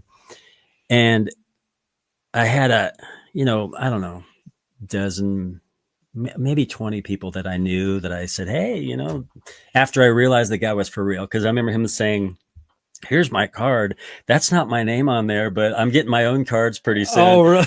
And I'm like, "Oh my God, this guy is so full of it." But he said, "What I do is I sell sheet music to orchestras and bands and stuff, and my other job is I'm a scout for Star Search." And I there was no internet at the time, so I couldn't research him. I couldn't Google the guy or whatever. But I realized that he was legit after a while. And just about the time that we were doing the audition, he said, "Well, you're going to audition, aren't you?" I go, "Oh no, man, that's not me. I'm not a singer like that." Because it was all about these people with really big voices. But he said, "No, I'd really like you to audition. I think you could do good. They're looking for different things, So we were so I played this song, and I played the mandolin, and I sang this song, didn't think twice. Uh-huh. We had people like Bill Coffey and, Christian Copenhaver. I remember he auditioned, and Rebecca Scott, and, really good singers, which I've never put myself in those categories of being a really good singer. So, I would be I would put myself more with the Bob Dylan and Neil Young vocalist thing, where I can sing, but whatever. So anyway, a few months go by, and I'm visiting San Diego. I'm down in San Diego, and we had one of those answering machines that was like a tape-based answering machine. Yeah. You could check your messages from remotely. Yeah. So I called home to check my message to go, "Hi, this is so-and-so from Star Search. We'd like to let you know that you've made the show." And I'm like, what in the world? So I played it over, and I was like, holy cow, you got to be number. Yeah, I could not believe it. I couldn't believe it. And what I found out later is they were trying to bring in singer-songwriters. Oh, okay. This year they wanted to change it to where it was not just these people with these huge voices. They wanted people who wrote their own songs, who could sing and play an instrument or whatever. Yeah. So I got on there, and I won the first one, and then the second one I lost, and that was my whole experience with it. But yeah, it was hilarious, because it was probably a good 12 or 15 years before that type of programming, The Voice and the America's Got Talent and all those things started happening. It was something that was happening. And, so if I dive deep on YouTube, can I find this? Can't find it anywhere. No, I've looked. I thought it's got to be on there. Yeah, it's got to be on there. It was in 1992, and I have recordings of it. Yeah, I have a VHS tape with my. Okay. And one day, I swear, I'm like, okay, when is the time? When am I going to actually put that out there? Because it's not embarrassing, but it's sort of embarrassing in this weird way. It shouldn't be. It's probably embarrassing to you. Yeah, but I think it might be interesting to watch. Yeah. I remember Ed McMahon said, "And this next gentleman we discovered in a coffee shop in Boise, Idaho. Welcome, Steve Fulton." And I was like, oh my God. Yeah, Ed McMahon, it was like talking to a robot or something. He was so just not really there. It was like this really bizarre interaction talking to him. Was he always like in Ed McMahon mode kind of thing? He was like, sometimes radio personalities are that way. They just can't lose the weather today is. That's pretty much what it was. It didn't really feel like you were really talking to a person. It was almost like it was a recording. Yeah, and I remember when I got on the show, I thought, oh, maybe this is the starting of my career, but it wasn't. Nothing happened from it. But you were probably in that mindset at that moment, right? When that was happening. James Harrison says, I was a huge Elton fan back in the day. Whenever I have to play a ballad, I try to think, what would Nigel Olsson do? Yeah, man. Nigel was great. Mary says, so who all moved on from the Boise group to the show? Oh, just you probably. Oh, not Christian Copenhaver or Rebecca Scott or just me by myself. Just you. Yeah, there was it wasn't the band. They had individual singers and bands. Okay, because Sawyer Brown had just won the whole thing like the year before or something. Not maybe a couple of years before, but they were a band. Tom Taylor, local singer-songwriter. I know the name, but I'm not sure if I know him. Yeah, he plays around town all the time. He's a really prolific writer and performer. Super great guy, super cool voice and all this. His band was on and won the whole thing. Oh, really? Right around the same time. I didn't know him. He's from, I think, Spokane, if I'm not mistaken. He and I have connected about that before, because I don't even know how the subject came up, and he's like, yeah, I was on your website. I was in a band. Is it on my website? Yeah. Oh, is it? That's how I knew to ask you about it. Oh, wow. Funny. I forgot that it. One thing that I know when I talk to people like yourself or Scott is how narrow my knowledge is of different styles of music and like the who's who of these different people. Yeah. And I feel so uneducated because I'm just not educated. My music view has been so narrow for so long. I tell you what, man, if you start a studio, that will change, because there's not one, you could not name a style of music that I have not recorded. Yeah. It used to be opera. I used to say, well, we've recorded everything but opera. And a number of years, along? we had an opera group come in and record. Oh, wow. And I was like, wow, that was, I mean, even I can use Jared as an example. Jared Halleck, he came in and recorded some gongs one time, or a gong. I can't remember what it was, but it was really fascinating what he did. He did this very detailed recording of the gong, and it was just really cool. So we've recorded, and then genre wise, I remember one time I had a week where I had something like 6 or so different genres all at once, and it'll go from thrasher metal to, classical, and everything in between. Yeah. I think one of the first things that I actually recorded here was before I had wiring going through the ceiling and all that.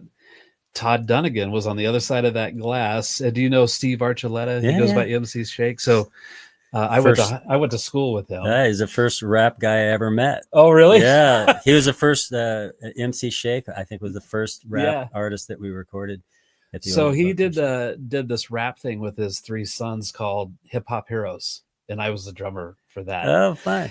And we did that for probably about 2 years. We did that Curb Cup thing. Do you remember Curb Cup happened downtown? We played that. And then he wanted to do some recording. There was a little studio over off of, it's by the train tracks on Curtis, I think. I can't even remember what the name of the place is. But we went in there and he just paid for a bunch of time. And there was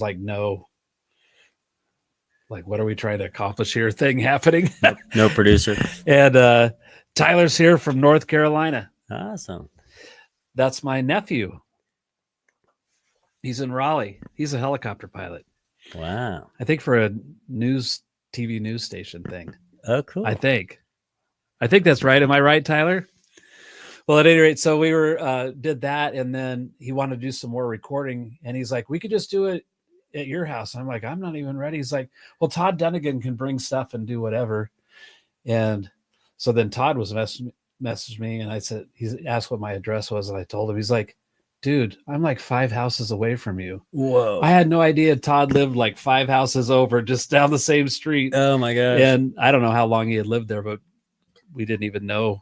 I'm like, I could have used your help in this process. Yeah, man. But he was the first guy that sat on the other side of that glass recording anything. Here was Todd. Oh man. Yeah. He's a whiz bang at all the different ways of recording. Yeah. Yeah. He just had like a portable rack of something and his computer and some microphones, and great. I don't know if anything ever happened with that, but yeah. Wow. That's cool. Steve, thanks for being here, man. Oh man. It was fun. Yeah. It was really fun. I love it. It's funny when you get interviewed, people ask you questions that you don't, you didn't tell me anything you were going to ask me. And I wasn't sure what I was going to ask you. I had a couple, I don't think I even looked at my notes once. No, I don't think so. But questions will come up and it'll all of a sudden make you think of something that you hadn't really thought about, or remind you of something that you haven't thought about for a really long time. Yeah. It's a lot of fun, man. I think it's cool that you're doing this. So what came up today that you hadn't thought about in a long time besides Star Search? Oh, I don't know. just random things as we were talking, like a 3-on-3 basketball. The 3-on-3 basketball was a historic thing. We should bring that back. That was so much fun. Things about like the history of Audio Lab and all the. I mean, I just can't believe it's been 33 years. It just, that sort of blows my mind, because I didn't start it thinking I was going to do it my whole life. But, it doesn't seem like a thing that's going to end anytime soon either, and it shouldn't. Well, yeah, hopefully not. It's going great. And we're, I love recording now more than I ever have. Like I like it more now than I've ever loved it, because I feel like technology has gotten so good that you literally can do anything that you want. We had an analog console the whole time that we were in the last 2 locations, and we moved that. It was an MCI console that we moved over to the current location. And then we were trying a new partnership with a guy for a while, and he had a Neve console. So we moved the Neve console in, and that was pretty thrilling. So we had moved the MCI console out to move that in. Yeah. And everybody wants a Neve console if you can have one. So we had it, and it was pretty cool. But it was, they're old, it was an older one. And so there was issues with it.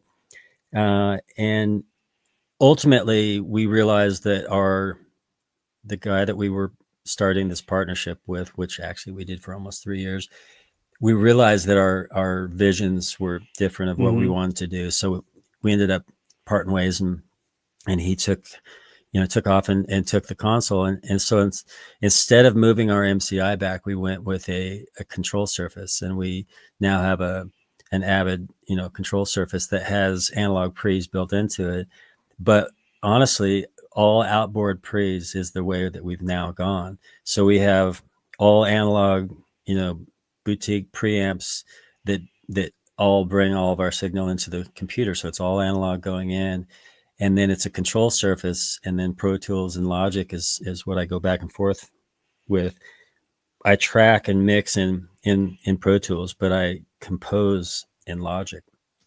And the workflow and the sound is the best we've ever had. Nice. I couldn't believe it once because I thought, oh man, when the Neve goes away, it's going to be a letdown. It was the exact opposite. It's like a better sound than we got with the Neve.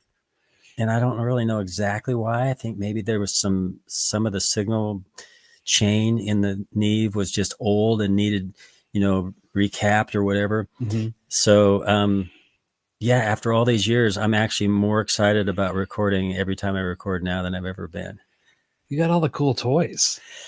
Boy, it took a while to get them. Okay, with the Neve console, there was a rumor that was Tommy Lee's. Is that true? Well, it's funny. The owner has been told that.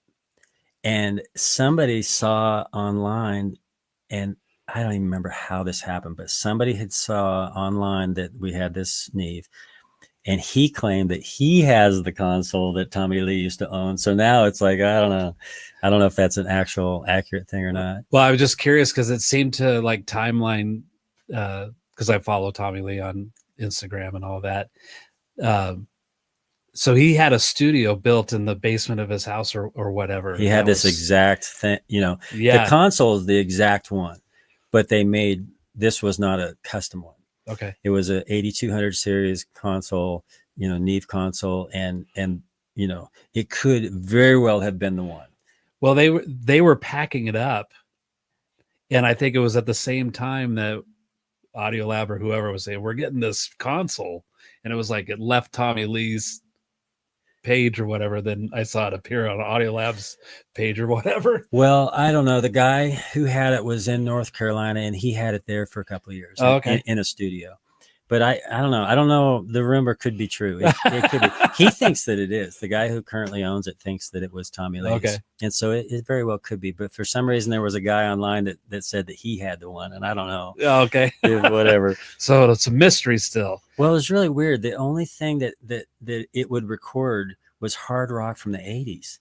Nothing else would work. The console would not work unless you were playing 80s. Wow. I'm just kidding. Let's see. The producer says the fun thing about the basketball thing is that it brings musicians together who might not otherwise have a chance to meet. It's true. Yeah, that's a good networking event. Which next week I'm going to have Connor Hensley on from Town of Trees. Yeah. And he's going to be doing a networking thing out at his place. And I think that you're speaking at it. I am. Yeah. So am I. Oh, yeah. Awesome. Yeah. All right. So let's talk about what we're going to talk about over there. Yeah. Maybe a lot of the same stuff. Yeah.